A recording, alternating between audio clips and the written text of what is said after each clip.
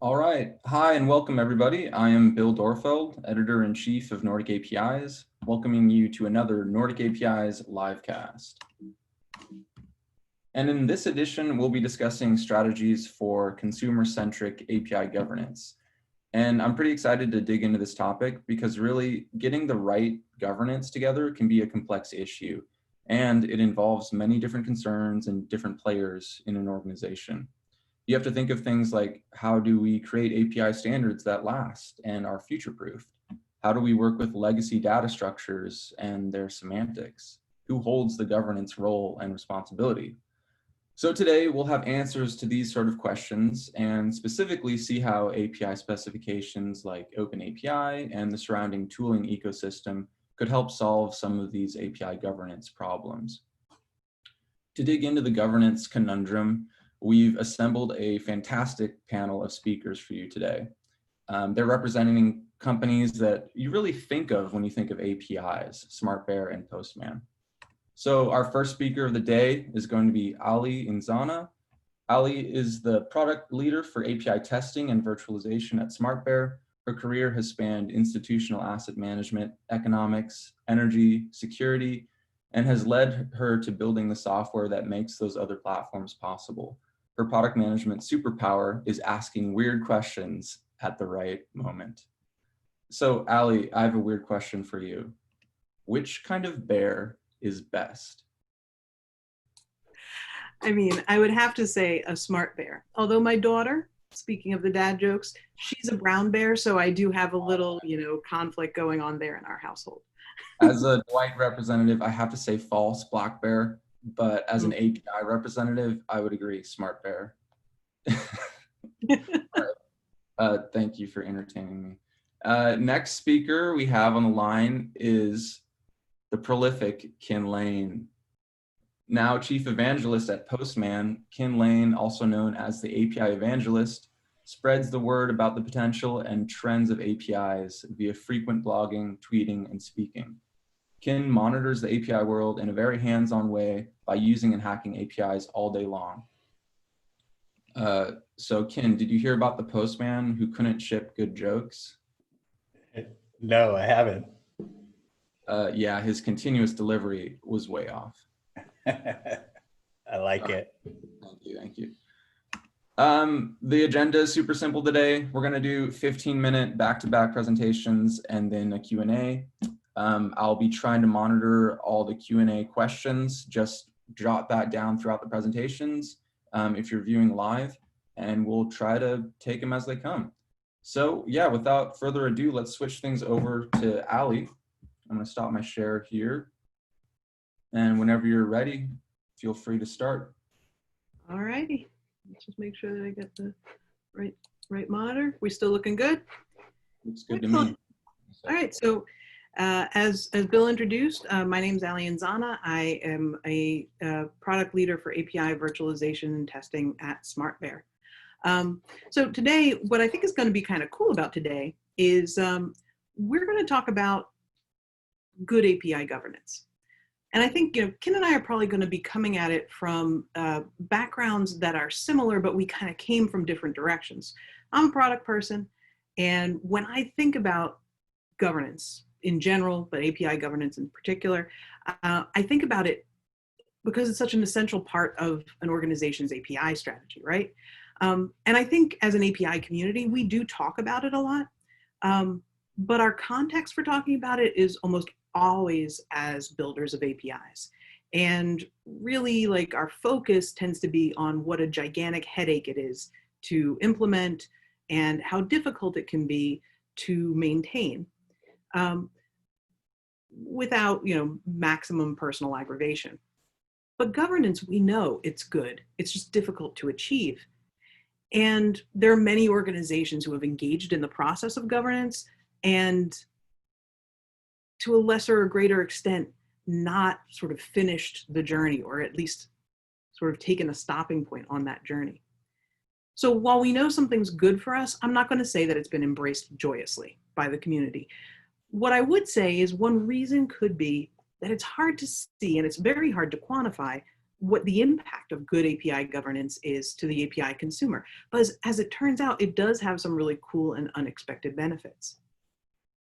So when I was thinking about this talk, as a product person, I can tell you that like, I probably have a different perspective on why it's important that I can maybe give to you, and that maybe you could share in your organization to give a frame of reference for understanding value in governance.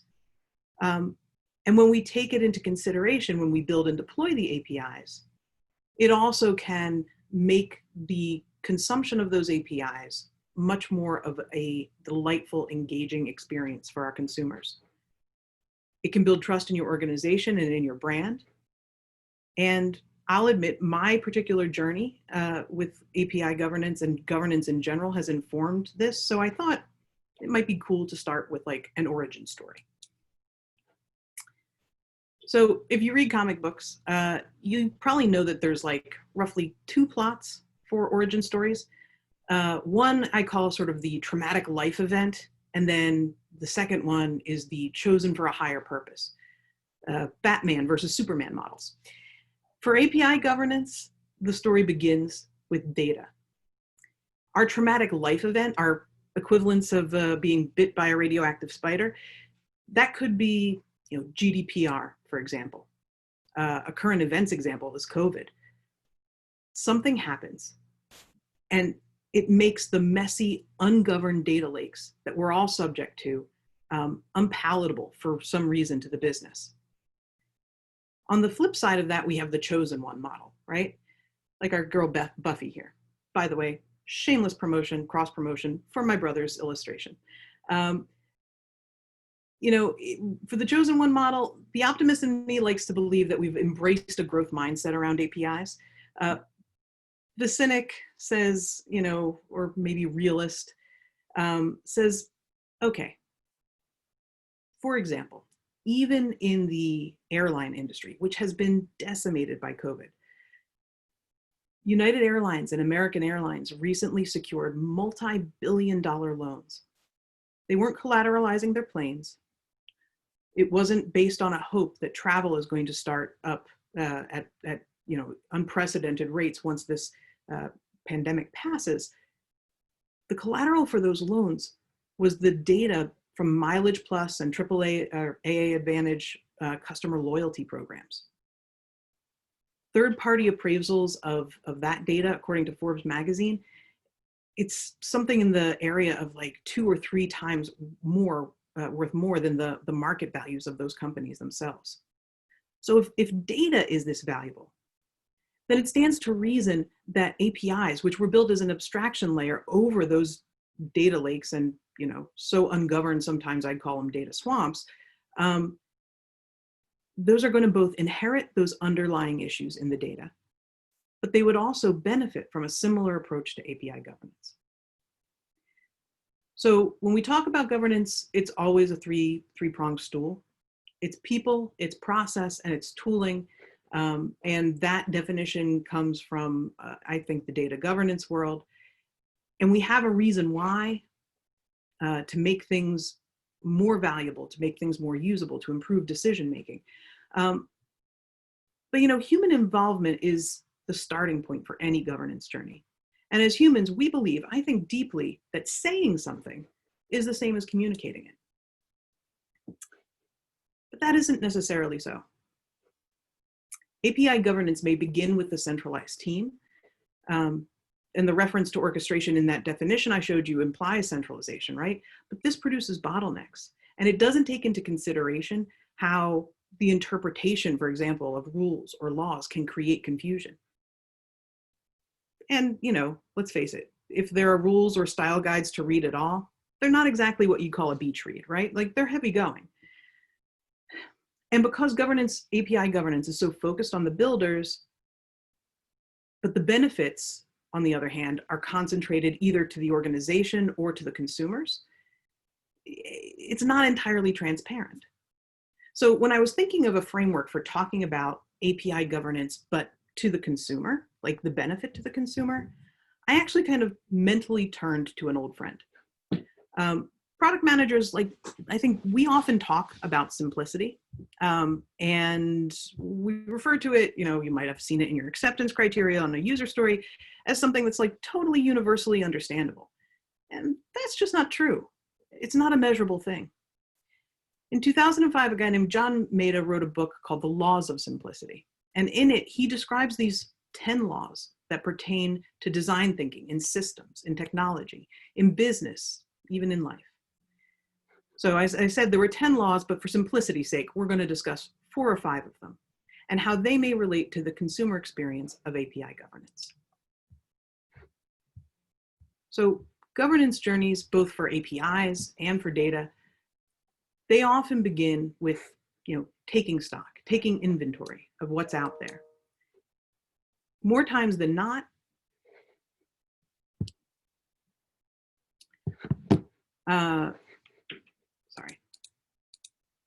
more times than not, what's out there is duplication, is stuff that's in need of deprecation, evidence of neglect, mass hysteria, right? Look, we're like 4 or 5 slides in and we've gotten to Conway's Law. But so this is interesting, right? Because Conway's Law suggests one way that these redundancies could have come about. There's fallout from Conway's Law. If you assume that an organization builds systems that resemble its structure and the organization's structure changes, you are left with zombie services that continue to run even when the teams that are servicing them or supporting them may have been dissolved. So like imagine sales moving from a business line orientation to a regional orientation, for example. Internally, you may be consuming APIs and using APIs that perform a similar function, but are no longer the supported version. So the first way of figuring out how do we govern everything is just figuring out where everything is. Even internally, there could be a lot of APIs that do the same thing. And there's really not a great way of knowing which one to use. It's based on anecdote or kind of what your colleagues and adjacencies are using. And then from external APIs, like how many times have you as an engineer required, let's say, a geocoder, right? And so you're not going to build one, you'll use one that's out there. And I just did this actually yesterday on Google, did a search for geocoding APIs, 4 million results. So like, that's a reasonable universe to start to winnow down which ones you're using. Now you might know what someone else in the organization has used, but you might not have transparency into kind of how they arrived at the decision to maybe use Google versus ESRI. Governance allows you to sort of leverage research and decisions from other parts of the organization to make those decisions. It makes the consumption of both internal and external APIs a lot more palatable. So once you've kind of reduced the universe of things that you have to deal with, the second law of simplification that helps consumers use well-governed APIs is organization. Like, absolutely agree that gathering things in one place is a great place to start, right? But now, do you know, for example, what version is the actively supported version and how many versions back a particular organization or your organization internally will support? The organization aspect also promotes reusability. So basic concept models like authorization can be reused. Obviously here we can talk about specifications and a source of truth, but there's another law that kind of goes into those in more detail, so I'll save it.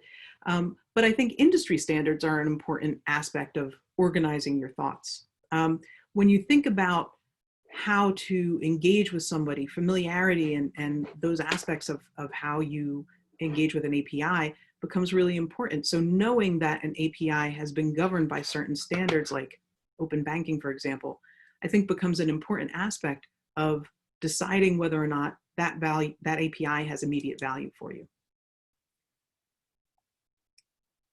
The other aspect here is time. So saving time feels like simplicity. Doing something quickly, even if it's actually a complicated thing, feels easier than doing something that takes an extended amount of time. So I think most of us have seen this particular Google study that there's a more than 50% drop. I think it was maybe 53% drop-off rate if a page on mobile takes more than 3 seconds to load. Any 1 second delay in load time, 20% fewer conversions. If you have an SLA around your APIs that you're using, it helps to understand whether or not using that API is a good investment for that consumer to build their applications. Also, I think one of the things that people tend to discount is the human mind's propensity to find patterns. And so as you begin working with an organization's APIs, you need to understand what's consistent by design and what's consistent just because, for example, Bob made those 5 APIs and had a particular way of going about things, but it wasn't necessarily consistent by intention, it was consistent by accident. When you interact with an API, you're actually building in your head an interaction model. And when you violate, or your organization's APIs violate that interaction model in the consumer's mind, it causes them to have, number one, a breakdown of trust, but it also takes them more time to work with the APIs in your organization. And then I think the final aspect of time is support. So the initial interactions with an API are important, and governance helps those sort of smooth out. But many governance sort of standards or style guides also talk about steps being taken to assure that the back end, on the back side of things, you won't have, for example, breaking changes. It's support, but not customer support so much as it is things like consumer-driven contract testing.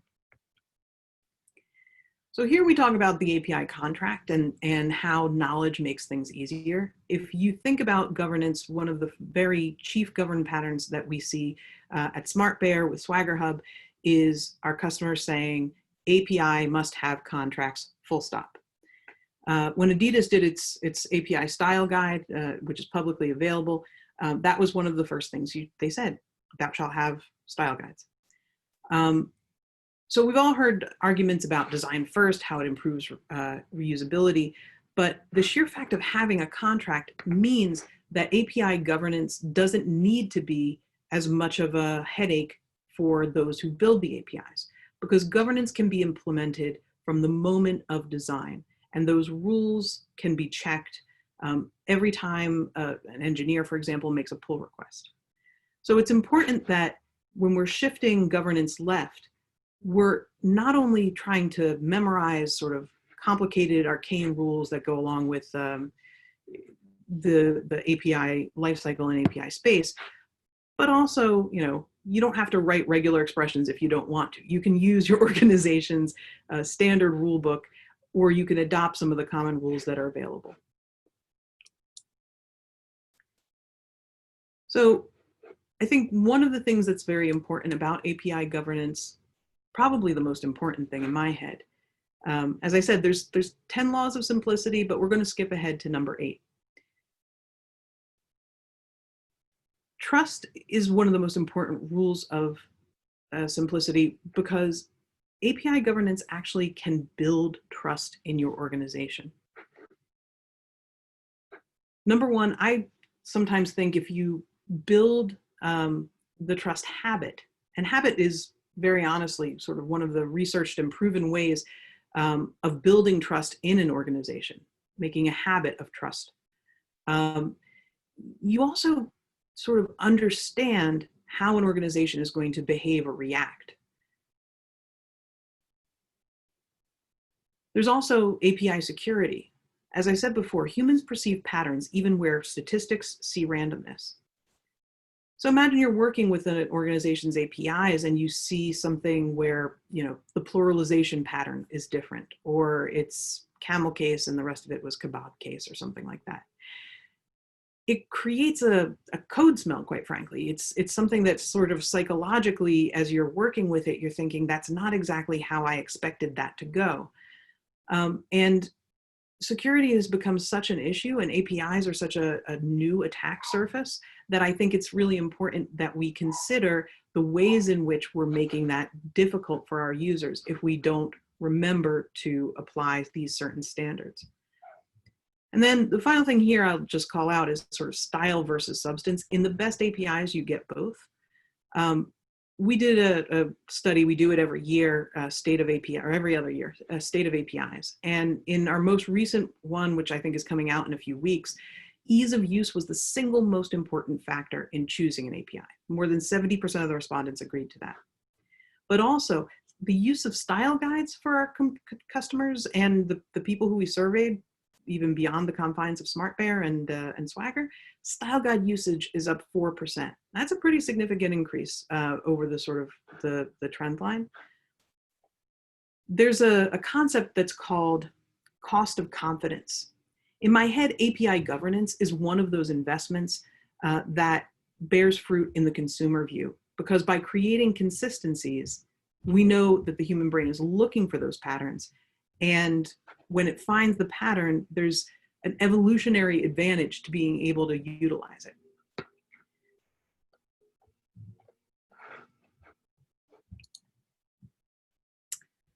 So final thought for this is kind of calibrating governance.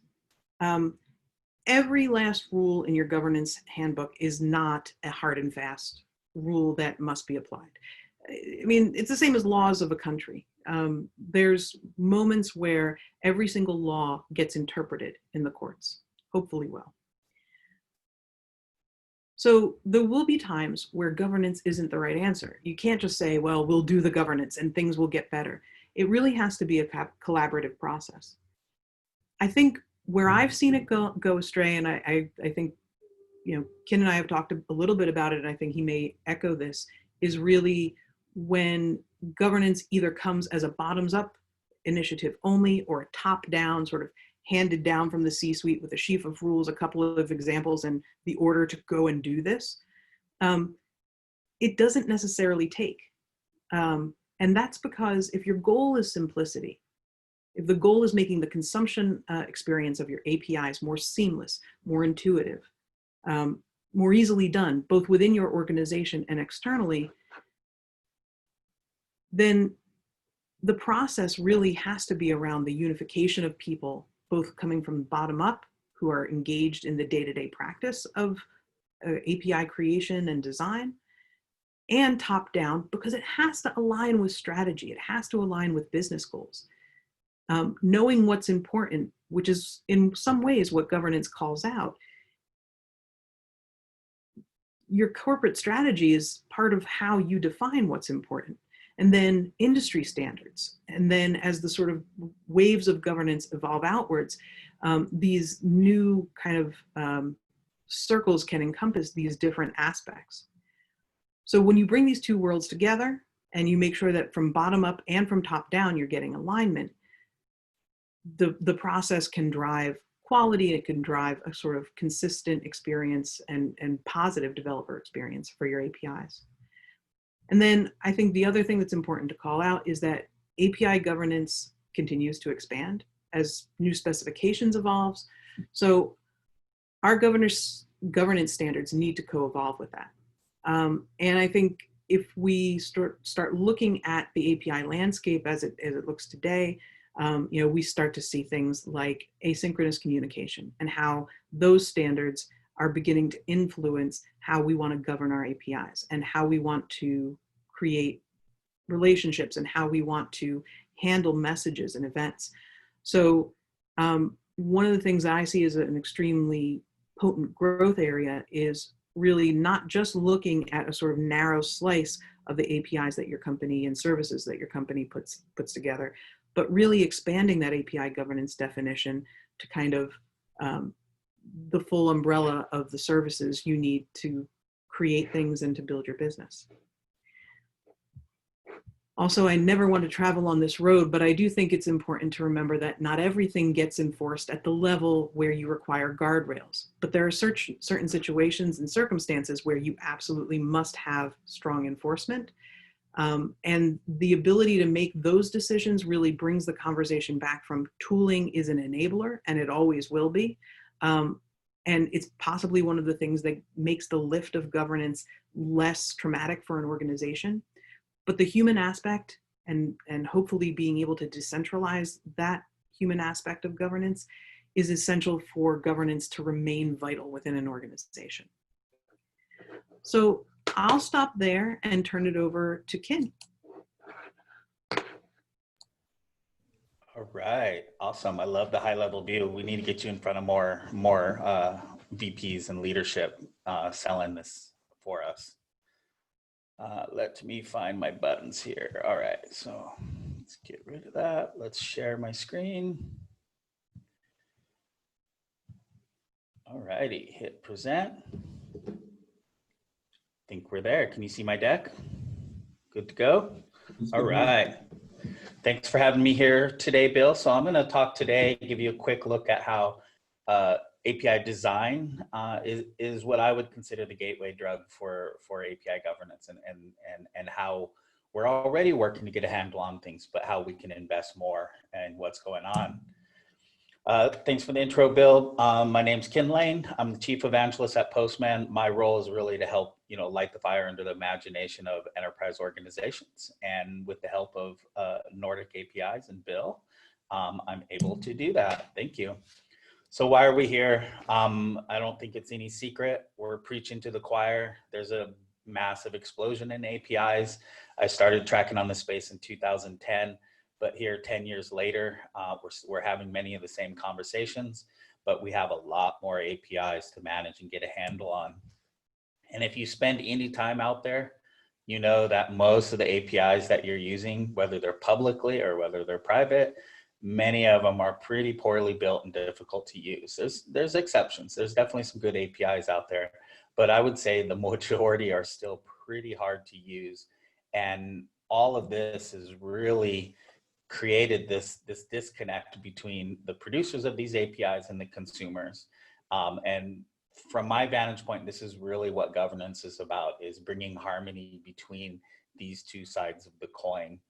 And because of this frustration on both sides, producers want to produce better APIs, and they want to better serve their consumers.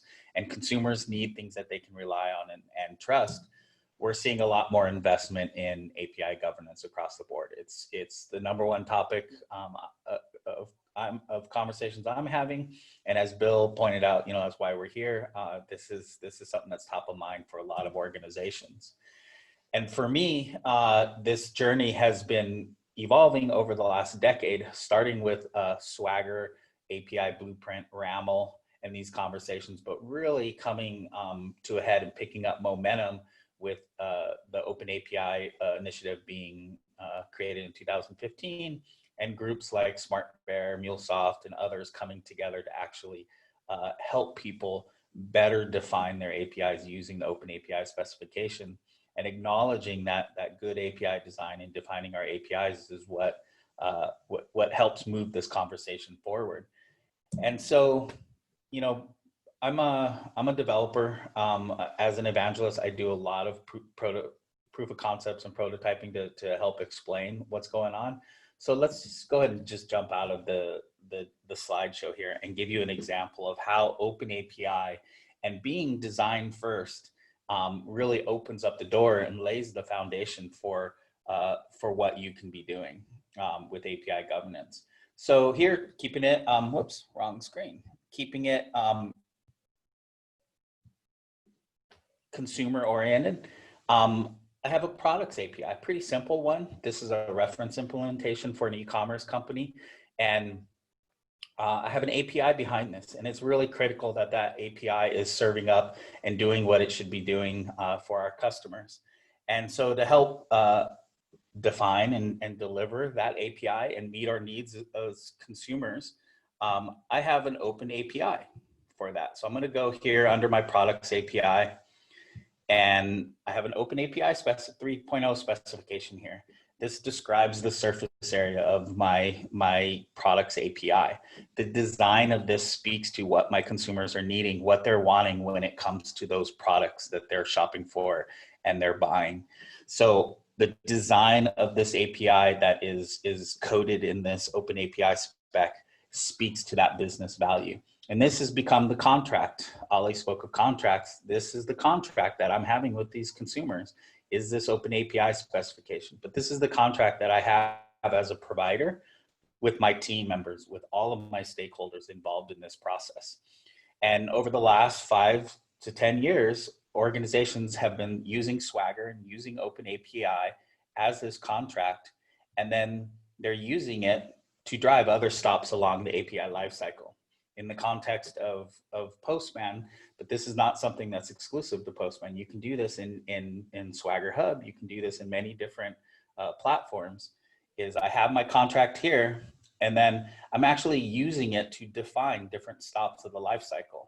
In Postman, I'm actually generating collections from this contract that I've designed, and I'm using it to deliver my documentation because I have examples. I have lots of detail in here. I have summaries and descriptions. I've carefully designed my API so that I can articulate and share that with users via documentation. I'm also using that contract to deliver mocks. And this helps me iterate on that contract much more rapidly with all of my stakeholders who are involved. So I'm able to document and mock this API that I've designed, helping me move it forward to the point where I can actually put this new version in the hands of my consumers, either via my developer portal or directly via websites and other mobile applications that uses that API. But this is where governance starts coming in. And we've been doing this for years. We're taking this same contract and we're doing contract testing. So when I actually when I make a call to this API and I get back a list of, whoops, let me turn on my desktop agent. Oh no. 1 second.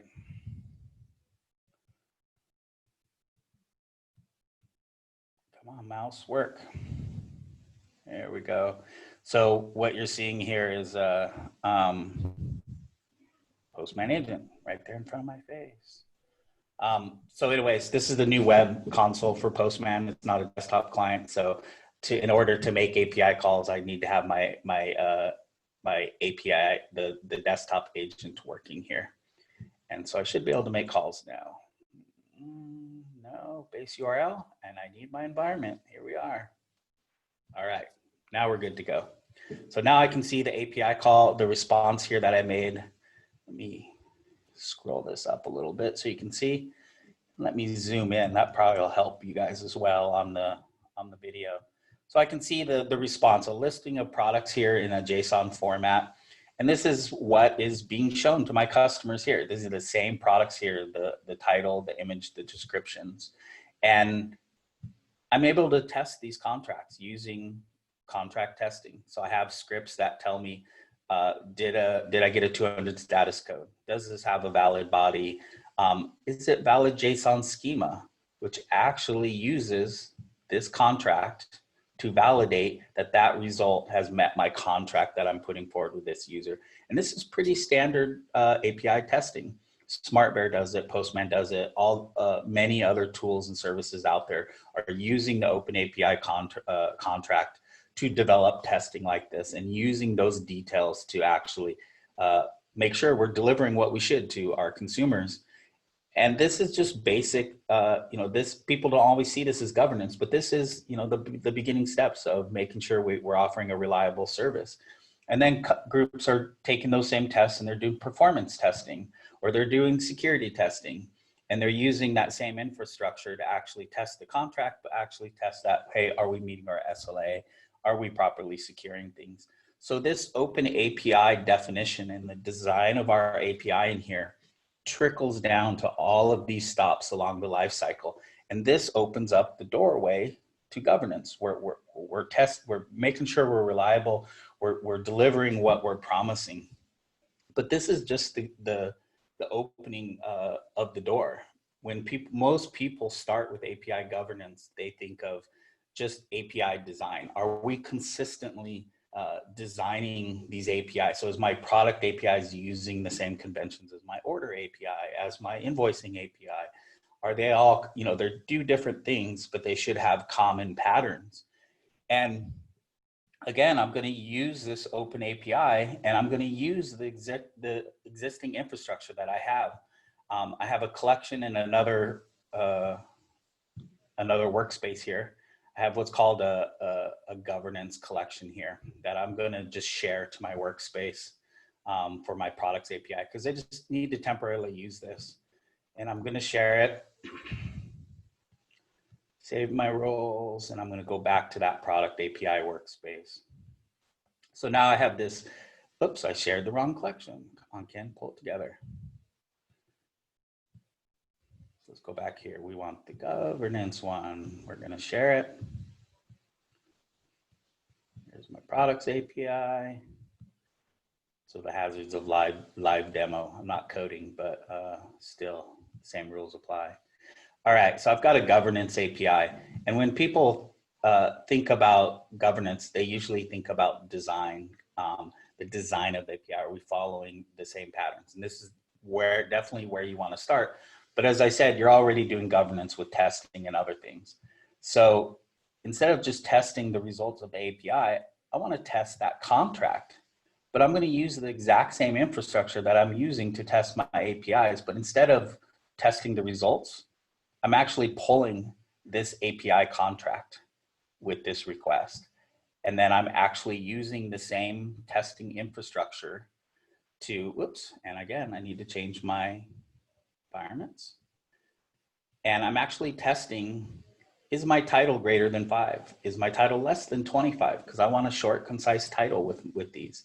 Does my API meet our naming requirements in general? So I'm using the exact same testing infrastructure that I used for my APIs to actually continue and extend that testing to handle governance. And then I can break this down and I can start looking at paths. I want to make sure all my developers are using plain words when they actually design their APIs. So if I look at the test results here, product is a word. Products is a word, it's a plural. And so all of my paths are actually using human readable words rather than acronyms and all the other crazy things that developers do. But then I can keep going with this. You know, I can dive into parameters. And as Ali mentioned, you know, are all my parameters using camel case? Let's look at the test results. Yeah, I'm using camel case across the board for all of it. That's good. Do all my parameters have descriptions? Let's look at the test results. Ooh, I don't have descriptions for all my test results. I'm not properly defining my API to make sure that the documentation is going to be complete. So that's just a little snapshot of how you can use the same testing infrastructure that you're using to offer a reliable API to actually test and manage the governance of the API. And design is where most people start, but you can actually govern every other stop along the API lifecycle. Do we have tests? Is there an API plan set up for this API? Is there an API key? So you can actually go into other areas. Is support set up? Does it have licensing? So you can go much beyond just design, but hopefully this gives you a quick look into how the open API definition, as it's already being used with the tooling it's already being used, can be used to implement design governance, but also go much further beyond and actually do it in other ways, making sure that your customers can actually get the products they need, have what they need, and you can actually offer the same up to developers, and they can build other applications on top of that. All of this reference implementation you can find under at GitHub under Union Fashion, or the website is just union.fashion. You can check it out there. And this is my e-commerce reference implementation to show what's possible. So with that said, let's go back into slide mode. So that's just a quick look at how you can do governance on the Postman platform. But as I said, the open API definition makes this possible, something you can do on any platform. But it's really comes down to making sure all of your customers have what they need. And yes, governance makes our life easier internally within an organization, and you know, gives us less headaches and builds that trust that Ali was talking about internally and externally. But really, it's about business and making sure we're delivering the business value that we need. And the open API and our API design practices help ensure that we can do that properly. We just have to figure out how to take our existing tools and apply it to what we're looking to get and deliver for our customers. And with that said, I'll just let us go into Q&A so we can have some great conversation. Yay, awesome. Thank you, Ken. Yeah. Some of those features are new to me, actually. Like it's cool that you have that natural language ability to like test the contract itself. Is that something that just comes with a tool like Postman, or is that something that the providers need to build for themselves? Well, the testing infrastructure is built into Postman. It's been there for years. The collections, the type of collections are newer. It's based on what I'm seeing across customers, and customers can build those. I have these governance collections as part of this reference implementation. So they're open source, happy to share with anybody, happy to keep evolving them. But they're designed for, because I feel like every customer I talk to has a different meaning of what is governance, and allowing them to build their own collections, but use a common set of templates is good. But ultimately they need to have that control to change things and tweak things. And I think collections are a good way to do that. Cool. Yeah, I mean, as Ali described, governance is going to suit the needs of the people in the organization itself. So yeah, I thought this was a great format. I really liked Ali kind of demonstrating why we need governance, kind of demonstrating why we need style and standards, and then we see some real implementation in practice. So thank you so much, you two. This has been great. Yeah, I'd love to open the floor a little bit. We do have a question from a viewer. David Bezak asks Ali, what is the most important lesson learned from data governance that we can apply to API governance to avoid making the same or analogous mistakes? So what can we take from that world as API? That's actually a great question, David. I think from my own personal experience of kind of building a data governance organization at one of my previous companies, we were a coalition of the willing, kind of getting together and trying to figure out how this company, which at one point was a holding company, could actually integrate all of its assets. And that led a whole bunch of people sort of standing there and going, oh my God, even the most basic things like what do you call a country are not standardized. So, you know, if you're trying to get corporate support for API governance, for data governance, I think that whole ability to synthesize and onboard acquisitions is a huge aspect of it. And the thing that I learned is very analogous to in a lot of ways to product prioritization as well. It's if you don't understand what your strategy is, if you don't understand what the value you want to get out of the exercise is, you're going to pick something basically because it's maybe easy to tackle, or theoretically at least easy to tackle, instead of picking on those items that are going to deliver value in your organization. So sometimes it might be tough, but it's a higher value item. So I think for me, at least, that's one of the biggest lessons of governance, because I think the sort of back end of that is the thing that you said, that's low hanging fruit, I'll totally tackle that one, is impossible. It's impossible already because you're trying to get a whole bunch of people to sort of agree to a standard, and that's a difficult thing to do in and of itself.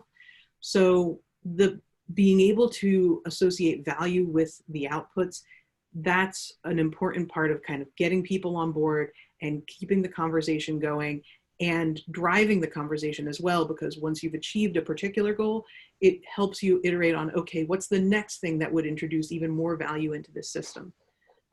So sometimes you can handle a lot of them together. The tooling for Swagger Hub, tools like Postman, allow you to kind of blanket with certain governance rules. But even then, even, the test that you saw fail on Kin's demo, you have to sort of decide, well, is that a thing that is something that should hold up the works? Or is that something that, it should just sort of be like, see here now, young men, you should do this better next time, but we won't kind of reject you at the hoop for doing it. So I think, as you make those decisions, you have to also calibrate your governance. And that's the other important lesson, which also came out of the data governance experience that I think translates well to APIs. Great. I wrote something from your talk, Ali. You said something along the lines of design can be consistent by accident or consistent by intent. I really like that idea. Do you see that happening often in like the normal data world as well? Yeah, I think it's, because people have like habits. I have a particular way that I start off my emails, and you both probably do as well, right? So, you get something from me and it's consistent, but if I start off an email in a different way, I could just be being idiosyncratic, right? And people do that. And so intentionality is so, so important. It's an important aspect of collaboration too, because again, it's building that trust and building that understanding that I'm doing this for reasons, and I'm not doing this just coincidentally, and you can't necessarily rely on me to do this as a regular practice. Ken, do you think you find the same when you're talking with customers or folks? Oh yeah, I mean, this is a big part of why collections for me, there's many different ways we do APIs. There are many different ways we see APIs and they create value within an org. And so I'm really about giving organizations as much tools as they possibly can to define what that means. I mean, I'd rather people learn to learn rather than just, giving them the rules, giving them what they need to do, and tool of just a vendor view of that. It's super important.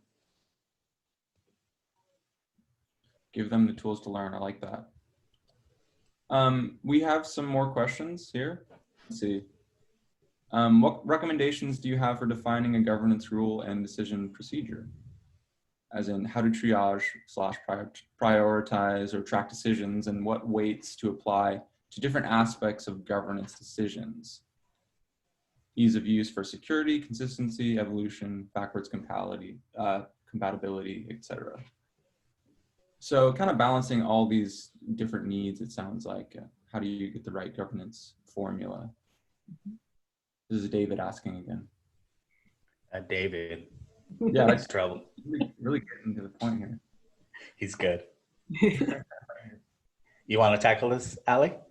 You want to start? Yeah, I can lead off. Because I think it does, in my head, it does tie back to that corporate strategy, that understanding of what your priorities are and what make them priorities. And the other thing too is, sometimes that discovery phase, I think, can't be discounted. I have referred to it, and my team laughs at me, but I'm like, okay, we're going to Marie Kondo the APIs now, because we're going to get them all out. We're going to actually find them, because discovery is a pain in the what for everybody. And then, the other thing that I used to work on in some of my previous lives was search relevancy. And so metadata becomes so important. I know this is one that you as well can think, have done a lot of thinking on, which I think is fantastic. Having metadata, having a way of describing the specifications, for example, and beginning to institute that becomes a way of saying, okay, now we have truly found all the things. And now that we've sort of found them, we've taken them all out, they're all laying on the counter. Now we have to decide if they all spark joy, right? Now we have to decide if they actually belong in the enterprise. And then once we've winnowed it down to, these are the ones that we think are relevant, these are the enterprise ones, these are the ones that we have to just figure out who the hell's using them so we can get rid of them, then you start to have a foundation. And I think what you start to see is patterns of, particular aspects, like using different security schema, or using, or different levels of support or virtualization, using contract testing, using consumer-driven contracts, all of these different things. You start to see where you can begin to level set, and then you can start making a prioritization matrix. So I don't know that it's necessarily one thing that governs it, but it kind of comes from the top down in terms of strategy, what's important to your organization, and from the bottom up with that clear understanding of what it is that you have. And then, you may have had some good practices that you accidentally fell into as an organization. And then how do you leverage those out and make those a standard? Yeah, I would augment that with, for defining governance rules and your procedures. I mean, Open API Swagger has done a lot for giving us an artifact to kind of anchor this and providing us with that cornerstone. I would continue with that as having an artifact for your governance. Like, how do we, you can look at what Stoplight's doing with Spectral, which formerly was Specky. It's an actual YAML set of rules that you can define and actually apply against your Open API definition or async API. And so we're looking at similar things within Postman to use that artifact behind, because then you can really list out what are all your rules. And then you can start thinking about, well, how do you actually make decisions around this? Because each one's going to have different implications. Like from my governance one, the length of the name of my API, not having it more than 25 characters. The world's probably not going to come crashing down if someone goes 30 characters with there. But when it comes to security definitions and OAuth, we want to make sure that each API is properly have an OAuth definition, security scheme as part of that, and then has the proper configuration and scopes and everything for that. So those are going to have definitely higher level implications. So how do we actually define these rules, create an artifact, and start actually having conversations with stakeholders similar to what we're doing with our Open API, and then version and evolve and iterate upon that artifact, just like we're doing with the rest of them. I want to talk more about scopes and security policies for APIs and how they, instigating all that works alongside API governance. Some of the questions coming in are kind of related to that. Like someone's asking, do we have any recommendations on how to govern confidential information in API specifications? How can we mark a field as confidential data? Does that transfer over into the API security and identity control access management systems we're using? And how do those two things relate to one another? I can start off with that. So I would throw in that just based on my experience in different groups, there's definitely a Venn diagram between OAuth and scopes. And then I think what's being asked here about how to govern confidential information and specs is OAuth is a standard, and scopes, we can hammer out what those scopes are for different at a granular level. You can be very broad with OAuth scopes, you can be very granular, and having groups actually work on those as another artifact. I've sat in week-long discussions with the Department of Energy for the state of California, PG&E and all the power companies are there, a week-long hammering out of OAuth scopes. Me as a PG&E customer, when I put solar panels on my roof, what data do I have access from my bill and my account and my usage? And then what access does the solar panel or the app provider or the app they provide me, what access do they have? And what's that OAuth flow? These are actually government agencies work, public and private partnerships, hammering out scopes that impact industry at this level. And then I would say transferring that to the Open API and answering the question directly about how do we govern confidential information. We're going to have to do this with overlays in some way. So the next iteration of Open API is going to be very overlay driven. And some of the things that are on the table are RBAC and other controls.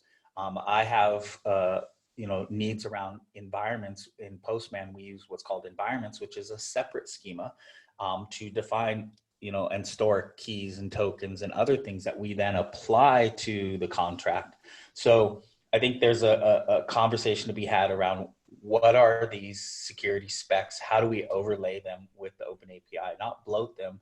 Do they need to be as part of the Open API spec, or can they be just an overlay that helps with confidential information, RBAC and other? And I think that's going to help us move those conversations forward because we need it. Cool. Yeah, Ali, any thoughts? And another question came in, maybe you could answer, it's kind of related. Sure. Like, we're having all these governments now kind of get involved or want to get involved with regulations when it comes to APIs? You know, we're talking open banking, PSD2, GDPR for data privacy, and other specifications and regulations. So do actual governments have a role in governance, and how should they implement that, like with an overlay, you know, what Ken, like kind of what Ken was talking about, or what are your thoughts? Yeah, so so I guess, you know, kind of taking it from where Kim was bringing it, you know, I do think in order to avoid the bloating of the spec, like overlays, I think is a much more ideal way of implementing and handling some of those aspects. And also to be able even to parse an API and show, you know, people only the relevant parts depending on their roles, the role-based access, as you spoke about, and having clear definitions of what those things are. When I think about, you know, kind of the government aspect, and I think one of the reasons why governance sometimes has a bit of a bad rep is because right now I think trust in government in general is not necessarily running at one of its high points. But it really, if you have to think about it in terms of like, well, what goes into generating standards like GDPR? They're so broad and wide and all-encompassing in some ways that it's very hard to for each individual company to implement the proper changes. And this is where I think, you know, some of the standards like open banking, like GDPR, like those sort of industry bodies that create rules and standards, like this is a place where the future of governance could really be, in terms of saying, okay, we'll put it out there and then the community adopts it and the implementers of APIs engage with it and evolve it. That to me is like your ideal civics lesson, because it's allowing the government to sort of put out some aspects of the standard and then having the community evolve it, take the understanding of the words that were said and translate it into some rules that you can apply, and making sure that those rules are actually consonant with the government definition of the thing, GDPR standard, etc. So I think it really can actually be a facilitator for the conversation. My fear is always that, you know, regulation is not necessarily always viewed as a good. And I think, you know, that's a conversation that could be another several hours. But I do think that, at least from the point of view of rules, of governance, of API governance, it's a means of having the conversation and articulating how it manifests in our APIs, how a rule that is from a sort of governing body like an actual government manifests in our APIs, and allowing those standards to be widely shared and agreed upon. I mean, we're living in unprecedented times. These are discussions that are very new that we're having right now.